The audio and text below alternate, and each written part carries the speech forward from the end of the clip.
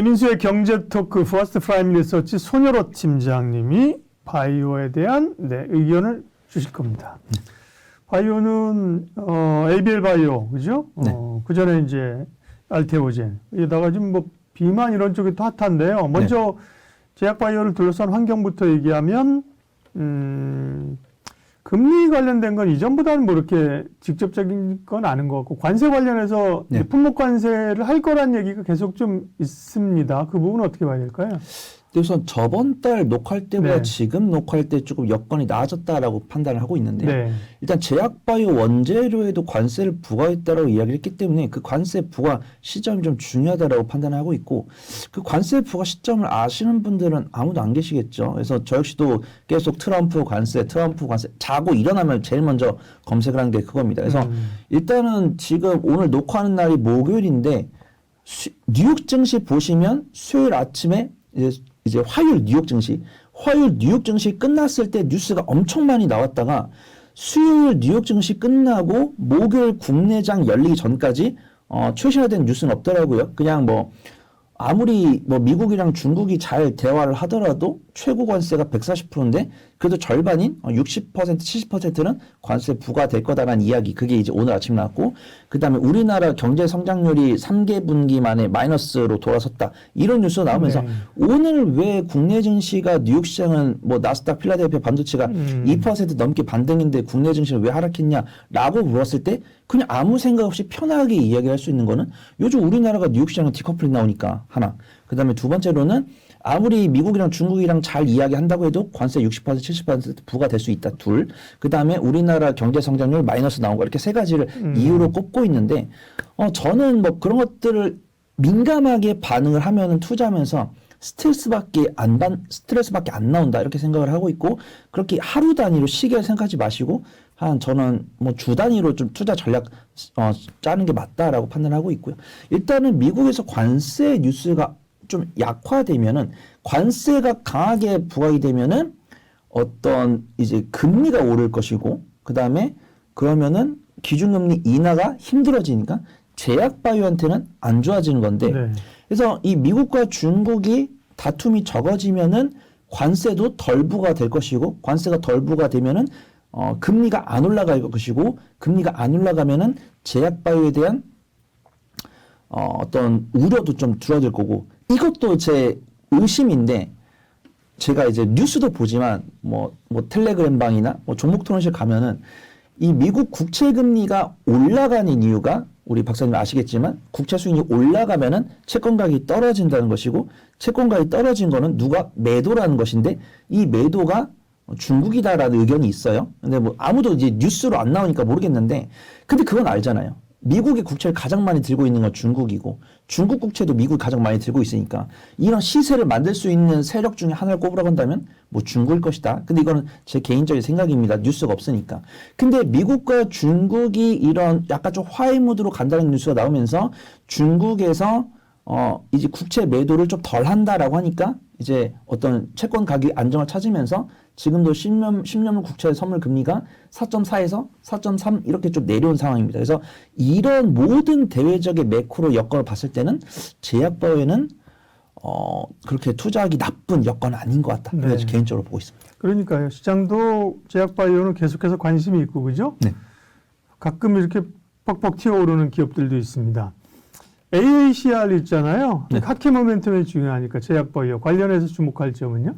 근데 이 AACR을 참여하는 기업이라고 한다고 해서 모두 다 유심히 볼 필요는 없다라고 판단하고 있고요. 제가 저번 녹화 때도 AACR 관련 종목들로 ST큐브랑 AB 바이오, 파로사이 바이오, 리가켄 바이오, 루닛을 말씀드렸는데, 이 중에서 시세 나온 종목이 리가켄 바이오랑 루닛인데, 사실 루닛이 AACR로 강세를 보인 게 아니고, 뭐 이제 뭐 의료 AI 관련해서 뭐 딥마인드나 딥노이드가 호재를 동반하다 보니까 뭐 셀바스 AI나 루닛이 그 낙수 효과를 얻은 거다라고 보고 있고, ABL 바이오도 이제 앞에서 딱 오프닝하면서 언급했지만 사실 ABL 바이오도 이 AACR 때문에 강세를 보인 게 아닙니다. 근데 우리가 AACR이다라고 검색을 해보면 오늘이 4월 24일인데 현지 시간 25일에 시작이 되기 때문에 아마 우리 구독자분들은 이 영상을 보시게 될 때 이미 AACR을 시작했을 거예요. 그렇기 때문에 이 AACR로 가지고 어떤 투자 아이디어를 찾기보다는 이런 기업들이 학회를 발표했고 이 학회에서 긍정적인 내용을 발표한 기업이 있다고 한다면 네. 그 기업을 좀 모아가는 관점으로 봐보자 이렇게 판단해 보시면 좋을 것 같습니다. 네. 일단은 셀트리온과 유한양행이나 한미약품, 대웅제약이 참여를 하는데 저는 여기서 권해드릴 종목은 유한양행이나 한미약품 정도이고 제가 유한양행이나 한미약품을 권해드린다고 해가지고 이 영상이 업로드 되자마자 손팀장이 유한양행이나 한미약품 긍정적으로 말했으니까 바로 사야지 이렇게 하시기보다는 유한양행 한미약품을 관심 종목에 넣어놓고 기술적 분석을 해보시면 좋을 것 같아요. 셀트리온 유한양행 한미약품 대웅제약을 AACR을 검색을 해보시면 이들이 이 AACR에서 뭘 발표하는지 다 나옵니다. 파이프라인 몇 개고. 근데 저는 이 중에서 AACR을 빼더라도 추가 모멘텀이 있는 게 유한양행이나 한미약품이다라고 판단해요. 그래서 유한양행 같은 경우는 렉나자 모멘텀 있고, 그래서 제가 예전에 말씀드린 적이 있는데 렉나자 기술 이전 수수료로 유한양행 퍼가 50 아래로 떨어질 수 있다 이런 말씀을 드렸으니까 유한양행 보시고 그때 제가 아마 타픽을 오스코텍 말씀드렸을 거예요. 네. 그다음에 한미약품 같은 경우는 뒤에서 말씀드리겠지만 비만 당뇨 치료제 관련 모멘텀까지 있기 때문에 근데 제가 강하게 말씀드리지 못한 이유는 수급이 안 좋더라고요. 그래서 주가는 횡보를 하고 있는데 외국인과 기관의 매도세가 나오고 있어요. 매수세가 안 들어오고 있고. 그래서 저는 이 기업들이 이런 모멘텀이 있으니까 관심 종목에 넣어놓고 외국인과 기관이 살 때 매수하는 거다. 그렇게 말씀을 드리도록 하겠습니다. 네. 그 다음에 오늘 ADC 중에서는 ADC나 네. 확실히 기술 수출 쪽이 그죠? 바이오텍들이 강한데요. 알테오젠이 먼저 터뜨렸고 ABL 바이오가 터뜨렸고 다음은 이제 리가캠 차례인가요? 리가캠바이오랑 좀 펩트론과 인벤티지랩 되지 않을까 그렇게 판단하고 있고 그러니까 이들이 인벤티지랩 같은 경우는 확실하게 비만 당뇨 치료제 이 효과성을 네. 입증한 사례이고 그다음에 펩트론 같은 경우 사실 플랫폼을 수출한 거거든요. 그다음에 알테오젠 같은 경우도 플랫폼 수출, 그다음에 ABL 바이오도 플랫폼 수출, 그다음에 리가캠바이오도 이제 플랫폼 수출에 대한 기대감이 있지 않을까 그렇게 판단되고 있는데 제가 이게 말이 C가 된다고 제가 제약바이오 관련했을 때 검색을 해보시면은 제가 준비는 안 했어요. 준비는 안 했는데 매매 잘하신 분들께 권해드릴 수 있는 거는 뭐 신라젠이라든가 뭐 박셀바이오라든가 뭐 제넥시 이런 종목들이 있는데 더 언급은 안 하겠습니다. 이 종목들이 시세가 나오고 있으니까 뭐 단기적 변동성을 선호하신 분들은 하셔도 돼요. 근데 저는 굳이 뭐 이렇게 뭐 유한양행이라 한미약품, ABL 바이오 좋은 종목도 많은데 굳이 뭐 이렇게 시세 나온 종목들 따라붙지 마시라고 좀 말씀을 드리고 싶고 저는 ADC 중에서는 리가캠 바이오가 그나마 낫다라고 판단. 제가 타픽은 비만에서 갖고 왔기 때문에 리가캠 바이오 같은 경우는 지금 이런 상황 속에서도 뭐 AACR 모멘텀, 그다음에 플랫폼 모멘텀, 그다음에 주가는 조금 근데 좀 기술 위치가 좋은 것 같진 않아요. 그래서 이 리가캠바이오 일봉 차트 보시면 아시겠지만 어려운 장세 속에서 꾸준하게 우상향 기조를 보여주고 있고 기관 순매수 들어오고 있습니다. 그래서 저는 분할 매수 정말 잘하고요. 한 2주에서 한 달 정도 보유를 할 겁니다. 라고 하신 분들은 리가캠바이오 괜찮다라고 보이고 알테오젠 같은 경우는 제가 또 이게 떵떵거리는 탑이 아닌데 만약에 또 계산을 해보면 제가 12월 달에 39만 원 할 때 2주마다 한 주씩 사시라고 말씀드렸고 지금 5월 달이니까 한 10주 사셨겠죠. 그 다음에 39만 원에서 최저점이 34만 원, 그러면 평단가는 한 37만 원 정도 되실 것이고 10주 갖고 있는데 지금 알테오젠이 38만 원, 39만 원 회복을 했으니까 저를 욕하실 분들 아무도 안 계실 텐데 그런 댓글 쓰신 분도 계시더라고요. 아니 알테오젠을 2주에 한 주씩 사가지고 누구 코에 붙이냐 이런 말씀하셨는데 그러면 그 댓글 쓰신 분은 정말 큰 손이시구나. 그래서 저는 그래도 내가 주식 투자를 하면서 투자금이 한 2, 3천밖에 없는데 내가 그 중에서도 나의 투자 비중의 10%를 알테오젠에 할당할 수 있다라고 하신 분들은 이제 한 300에서 400만 원 정도 투자하실 건데 그러면 딱이죠. 알테오젠이 35만 원대 하니까 많이 사봐야 9주란 말이죠. 근데 지금 5달 지난 시점에서 2주마다 한 주씩 사셨으면 평단이 37이고 지금 알테오젠 39만 원이니까 이제 홀딩을 하되 알테오젠이 새로 갖고 나오는 뭐 얀센이라든가 뭐 다이치 상표나 이런 다른 기업으로의 기술 이전 뉴스가 나왔을 때는 그때 분할 매도하시면 될 것 같다. 알테오젠은 그 정도만 말씀드리면 될 것 같습니다. 네. 그리고 비만 당뇨가 다시 핫한데요. 노보노디스크 일라이릴레에 이어서 좀 잠잠한 것 같다가 이제 비만 당뇨 다시 주목받는 이유는 어디 있는 건가요? 저는 개인적으로 여기 이 부분이 제일 억울합니다. 억울한 부분이 제일 마지막에 나왔어요. 제가 너무 억울해서 PPT를 안 바꿨습니다. 원래는 제가 오늘 탑픽을 블루엠텍을 하려고 했는데 네. 블루엠텍이 오늘 슈팅이 나와가지고 다른 종목을 갖고 왔습니다. 그래서 일단 비만 당뇨 치료제에 대해서는 사실 좀 저번 주 펩트론이 부각받은 게 아마 저번 주 월요일이었던 것 같아요. 저번 주 월요일이었고 그 다음에 비만 당뇨 치료제 관련 종목들의 제약바이오에 대해서 수급이 들어온 거는 저저번 주 목요일 정도, 2주 정도 된 것 같습니다. 그래서 어떤 스탠스냐면, 이렇게 유심히 보고 있는데, 우리가 뭐 관세 완화에 대해서 국내 시장에 대해서 수급 들어올 때 기관 같은 경우는 전기전자를 샀다고 한다면, 코스닥에선 제약바이오를 외국인이 샀다라는 것은 알 수가 있죠. 우리가 이걸 왜 사는지 모르겠는데, 관세 완화가 돼서 성장주에 대한 투심이 개선됐을 때, 외국인은 성장주 중에 뭘 살까? 이런 의문을 가질 거고 그럼 거기에 대한 답은 관찰에 대한 결과로 제약바이오를 샀다. 그럼 제약바이오 중에서 뭘 샀냐라고 했을 때는 비만 당뇨 치료를 샀다. 왜 샀냐? 그건 모릅니다. 사기 때문에 샀다라고 말씀드린 거예요. 근데 그 윤곽이 저번 주 금요일에 나온 것 같습니다. 일라릴리가 개발한 비만 치료제 마운자로랑 가장 중요한 이거죠. 차세대 경구용 시약 오포글리프론이 임상 3상에서 유의미한 결과를 내놨다. 그래서 일주일마다 하나를 먹고 9개월 동안 먹으면 뭐 8kg 빠진다. 이런 결과가 나오면서 저번 주 금요일 날 펩트론을 중심으로 한 비만 당뇨 치료제 관련 종목들이 엄청나게 강세를 보이다가 네. 월화 숨고르기를 하다가 제가 우리 한국증권TV에서는 말씀 못 드린 것 같은데 D&D 파마텍으로 좀 명성을 얻었는데 D&D 파마텍을 제가 저번 주 금요일, 저번 주 월요일쯤에 관심을 갖다가 저번 주 금요일 일라일리가 임상 3상 이야기 나오면서 D&D 파마텍이 그 오후에 자체 개발한 지방간염 치료제를 미국에서 임상을 진행을 하겠다. 이런 이야기가 나오면서 D&D 파마텍이 강세를 보여줬고 그 뒤로도 D&D 파마텍이 우상한 기조를 보여주고 있습니다. 그래서 제 탑픽은 어렵습니다. 이거는 일단은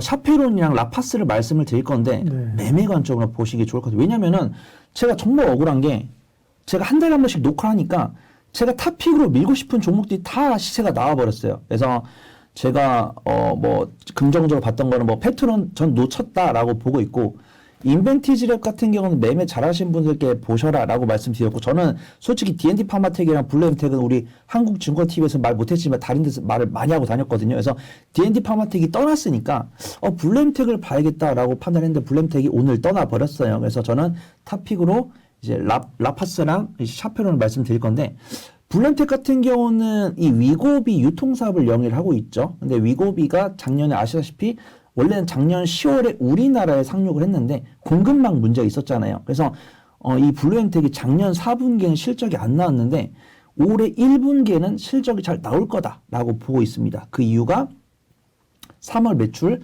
10억 원을 달성을 했다라는 뉴스가 나왔고 이 블루엠텍이 이 비만 당뇨 치료제만 유통을 하고 있는 게 아니고 이 미용 의료기 관련 물품도 유통하고 있기 때문에 실적이 잘 나올 거다라고 보이고 오늘 호재 동반하면서 블루엠텍 슈팅이 나왔기 때문에 네. 매매 관점을 볼 수 있는 종목 많습니다. 펩트론, 인벤티지랩, D&D 파마텍, 블루엠텍 여기까지는 이제 매매 관점으로 시세 나왔으니까 그 다음에 그 뒤로 후속을 쫓을 수 있는 종목은 저는 샤페론이랑 라파스로 보인다. 그렇게 좀 보고 있습니다. 네. 비만 당뇨 관련해서 그러게요. 블루엠텍, 인벤티지랩은 상한가가 들어갔어요. 그죠? 네.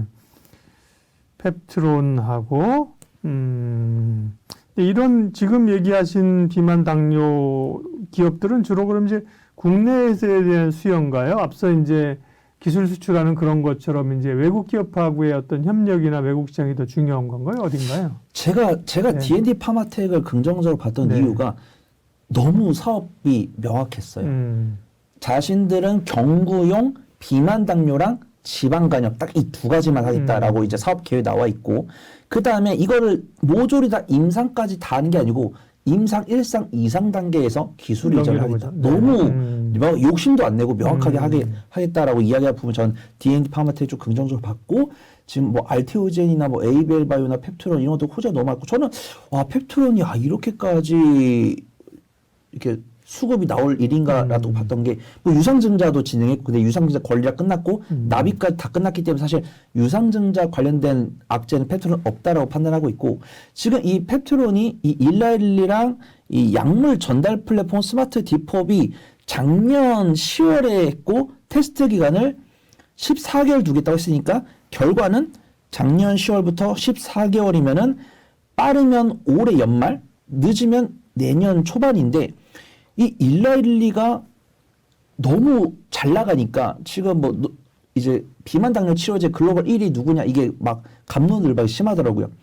제가 예전에 노보노디스크가 뭐 글로벌 1등이다. 그냥 매출액 기준으로 네. 매출액 기준 1등이 했는데 아닌데 일라일리가 1등인데 이렇게 이야기를 댓글 다신 분 계시더라고요. 그래서 봤더니 노보노디스크는 이미 가장 먼저 비만 당뇨 치료제 만들어 가지고 매출이 이렇게 천천히 우상의 기조 보여주고 있는데 일라일리가 위고비라는 비만 당뇨 치료제 만들면서 실적 증가폭이 더 컸던 겁니다. 그래서 뷰가 다른 거죠.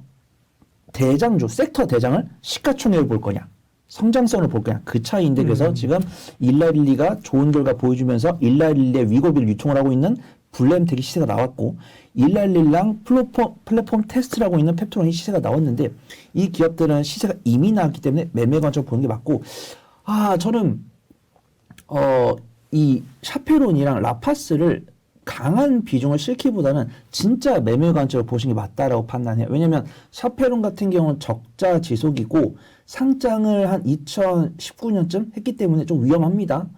뭐 감사 시즌 지났기 때문에 지금 당장 위험하진 않고 위험한 요소는 그냥 뭐 재무제표 분기 재무제표가 좀 안 나왔을 때 그다음에 라파스 같은 경우 그나마 좀 안전하다라고 보는 이유는 상장한 지 얼마 안 됐기 때문에 뭐 적자 지속으로 인한 리스크는 없습니다.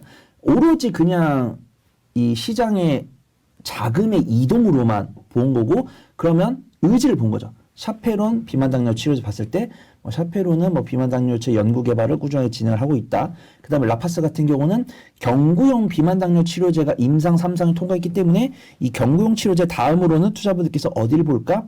먹는 비만 당뇨 치료제 집중했으면 당연히 이제 패치용 붙이는 비만 당뇨 치료제에 집중할 텐데 이 라파스가 이 마이크로 니들이라는 패치를 만들고 있기 때문에 그를 접목한 비만 당뇨 치료제를 만들지 않을까 이런 투자 인사이트에서 말씀을 드리는 거예요. 그래서 제가 보통은 탑픽을 말씀드릴 때 실적을 기반으로 말씀을 드리고 실적을 기반으로 성장성 말씀드리고 그 다음에 뭐 주가 수익률이나 주가 순 자산 비율 이런 것들을 말씀드리는데 안타깝게도 제약바이오에서 이 기반으로 탑픽을 말씀드릴 수 있는 종목이 뭐 한미약품이라든가 뭐 알테오젠 그 다음에 뭐 D&D 파마텍 블루엠텍까지인데 이게 다 시세가 나와버렸어요. 시세가 나온 종목을 뭐 달리는 말이 더 간다 올라타라 이렇게 말씀드릴 수는 없잖아요. 항상 저는 뒤쫓을 수 있는 종목을 말씀을 드리되 이 뒤쫓을 수 있는 종목이 약간 근거가 부족하다고 한다면 부족하다라는 걸 인정을 하고 매매 관점을 끊는 게 중요하다. 그 부분만 좀 강조를 드리도록 하겠습니다. 네, 바이오 투자 전략과 눈여겨볼 기업들, 특별히 비만 당뇨 얘기를 많이 했네요. 퍼스트 프라임 리서치 손유로 팀장님 함께했습니다. 고맙습니다.